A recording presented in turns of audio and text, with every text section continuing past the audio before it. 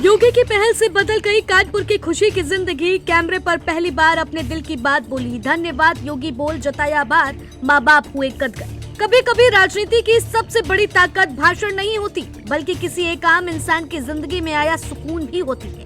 कानपुर की खुशी की कहानी कुछ ऐसे ही है, जहाँ सत्ता का चेहरा सख्त नहीं बल्कि संवेदनशील दिखता है।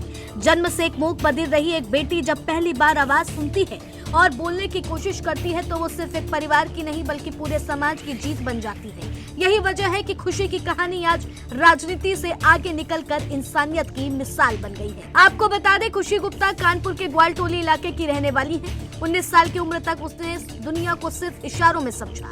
माँ बाप की आंखों में हमेशा यही टीस रही कि बेटी सुन और बोल नहीं पाती, लेकिन नवंबर के महीने में जो हुआ उसने सब बदल दिया।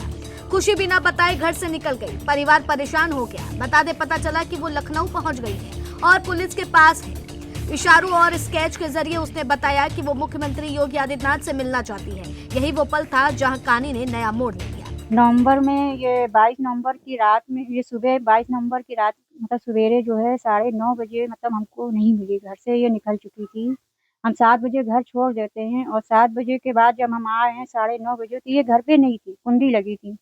फिर मैं ढूंढती रही, पूरी गली में देखती रही। पहली बार नीचे जल्दी जाती नहीं है, फिर भी मैं ढूंढती रही। इसके पापा भी ढूंढते रहे, मोहल्ले में भी लोग सब लोग ढूंढने लगे कि गई कहाँ। बज गए 12 तो भी पुलिस में कंप्लेंट लिखाई कि मेरी बेटी मिल नहीं रही है। उसके बाद मैं ढूंढते ढूंढते भी परेशान, पूरी फोर्स भी ढूंढती रही, मोहल्ले वाले भी ढूंढते रहे। फिर लखनऊ में 4:30 बजे फोन आया है मेरे पास कि आपकी बच्ची मेरे पास है और आप चिंता ना करो, आप आ जाओ, आपकी बच्ची ले जाइए। कुछ ही दिनों बाद मुख्यमंत्री ने खुशी को मिलने के लिए बुलाया। मुख्यमंत्री आवास में जब योगी ने उसके सिर पर हाथ रखा तो वो सिर्फ औपचारिक मुलाकात नहीं थी, उसी दिन इलाज, शिक्षा और परिवार के सहयोग के निर्देश दिए गए। इसके बाद सिस्टम हरकत में आया। डॉक्टरों ने जांच की। पहले एक कान का ऑपरेशन हुआ लेकिन लाभ नहीं मिला। फिर कॉक्लियर इम्प्लांट की सलाह दी गई। सरकारी तंत्र और फाउंडेशन के सहयोग से जनवरी में ऑपरेशन हुआ और ऑपरेशन सफल रहा और खुशी ने पहली बार आवाज की दुनिया को महसूस किया।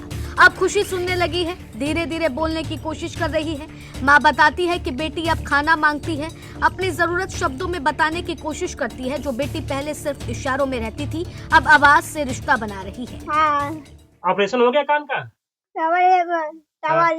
सुनाई दे रहा है? सुनाई दे रहा है? क्या कहेंगे योगी जी को लेके? Thank you. अच्छा, अब खुश हो आप? फिर मिलने जाओगे? क्या बनोगे बड़े होके? पुलिस बनोगे? डॉक्टर कहते हैं कि स्पीच थेरेपी से 3 महीने में साफ बोलने लगेगी और 1 साल में सामान्य बच्चों की तरह बात भी कर सकेगी।